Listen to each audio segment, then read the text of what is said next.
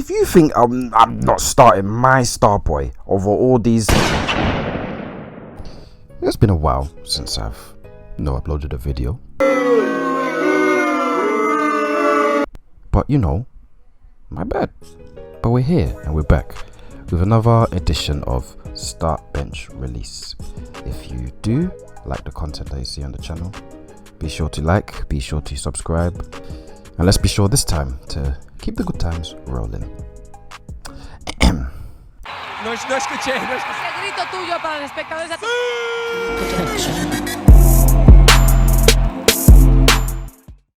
It's always good, it's always nice when you see an academy product blossom in the first team.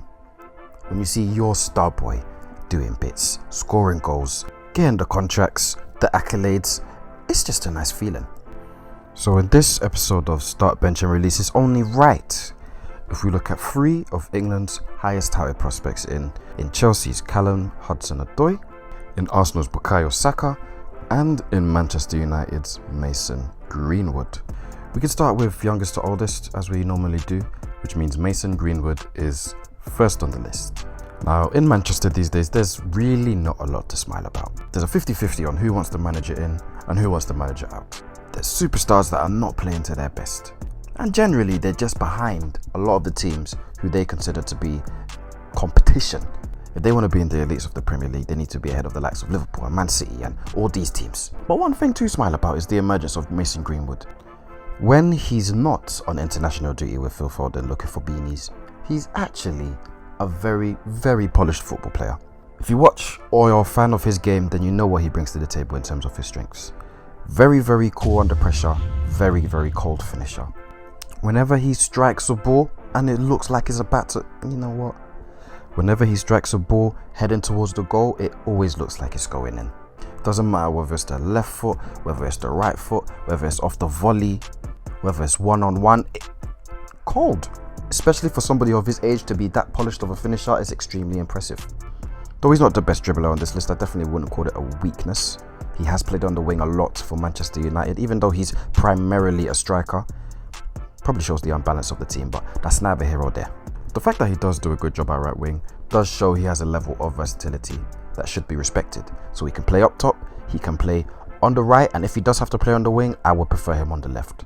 Should also be noted that he has very good movement and very good instinct to get into these positions and get these chances for himself. Last season in the Premier League saw him get 10 goals, got 19 in all competitions, chucking about 5 assists. All doing this while at 18 years old? Yeah man, future's looking bright for my boy. Now in terms of the weaknesses, won't lie, he is a bit flimsy at times. He does need to get a little bit stronger. It will help him shrug defenders and probably score even easier than he already does. He's not the fastest, so he can have trouble, especially when his opposing defenders are as fast or faster than him.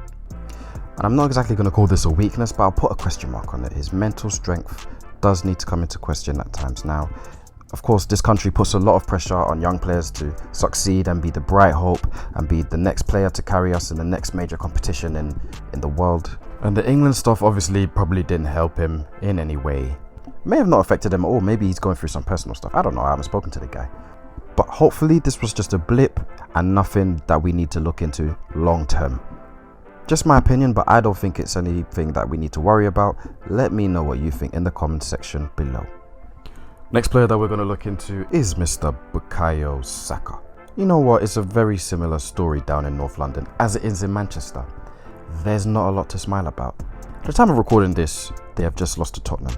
And it's never a good day, good period, good whatever when they lose to Tottenham. One of the bright sparks that they do have going into their future, whether Arteta is there or not, I don't know, I don't really care, is Mr. Saka, their new number 7. Worth knowing as well that he's also starting to break into the England team and hopefully try to nail down a place, whether it's at left back or left wing, centre mid, I don't know. But that goes into one of his strengths, him being as versatile as he is. Last season, the majority of the time he was their left back. I do not see him as a left back personally, I see him more as a left winger. But he can do a job, and he did a very, very good one.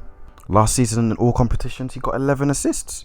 At 18 years old? Hey, that's crazy. With 4 goals as well? Yes, please. Of course, being on the wing means that his dribbling is to a very, very high standard. He loves a cheeky nutmeg now and again. And something I feel like underrated is his general vision and passing. He's got a very good head. He's got a very good football brain. He's very intelligent. Probably why he can play so many positions and play them very, very well. He knows how to link up play. He works very hard for the team. He's very fast. He's probably the best athlete on this list in terms of being fast, being relatively physical, and having a good engine, because I know playing fullback is not easy. In terms of probably weaknesses, I'd probably say if he is going to play left back long term, then he could probably be better defensively. Looking at some of his interception and tackling numbers, they're not where you would like them to be, but at the same time, cut him some slack. He's not a proper left back. And I don't know, it could just be me. I don't know.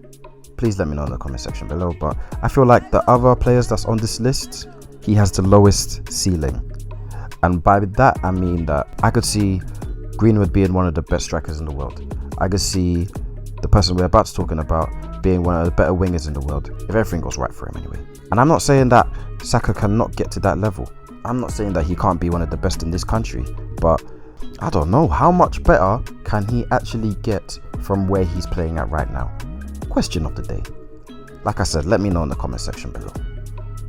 Finally, the last player on this list is Mr. Cho, Mr. Callum Hudson Odoi. See, now unlike those other clubs, Chelsea have a lot of things they can be happy about. Not only have they been allowed to delve into the transfer market, buy a bunch of talent to help bolster the team and compete with the likes of the Man Cities and the Liverpools. They've got a very, very healthy young core, and they have done for a long time, but they have not utilised it until they were forced to last year because of their transfer embargo. But now that it's here, you see the likes of Reece James, Mason Mount, Tammy Abraham. They're thriving, they're doing well, and Hudson Odoi is no different. Now, in terms of his stats last year, I won't lie to you, they're not as impressive as the other two. He did get 4 goals and 7 assists in all competitions. Preface the point that it has not been that long ago that he did come back from a very, very serious injury to his Achilles. Could be wrong, could have been. No, it was Achilles. Regardless of whatever it was, he's coming back to full strength, and these days he's on the way up. If we talk about the man's strengths, obviously what first comes to mind is his dribbling ability. In my head, clearly the best dribbler on this list. With the ball at his feet, he can do anything. He can dribble past players, good close control, good touch. I mean, they don't call him Caltech for no reason. You get me? Outside of the dribbling, obviously he's very fast. Quite an underrated passer of the ball. I wouldn't call it necessarily a strength, but I see you, Callum. And depending on what he is asked to do, he can do a job on the left wing and he can do a job on the right wing. We'll be fair, going into his weaknesses, I will say that he struggles on his consistency. Now, on his day, okay, he can look like one of Chelsea's most dangerous creative outlets. The full package and combination of the strengths that I just listed. However, especially when you look at his output season after season, he's 20 years old now. Yes, health has played a part into him not being as consistent as you would like, but the problem is there. If he can do that, then I'm sure Chelsea will stop diving into the transfer market and buying wingers, because he should be the answer to most of their winger problems. But without going on forever and ever about all these players, because believe me, I could.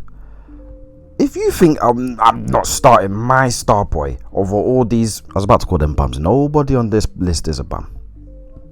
I'm going to start Greenwood. That's my boy. I think he's the best player on this list. Highest ceiling. I think he can go places as long as he fixes a few things.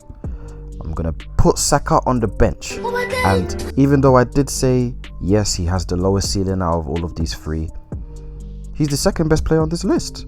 Comparing him to Hudson, he's more consistent. His general output and performances are just better. Like, what do you want me to say? If you want to put Hudson on the bench and release Saka, then fine, that's your thing. But for me, Hudson's got to go. I'm sorry. Like I've said, let me know in the comment section what you believe. Do you agree with my list? Do you not? Like, share, comment, subscribe, and have a nice day. Let's keep these good times rolling.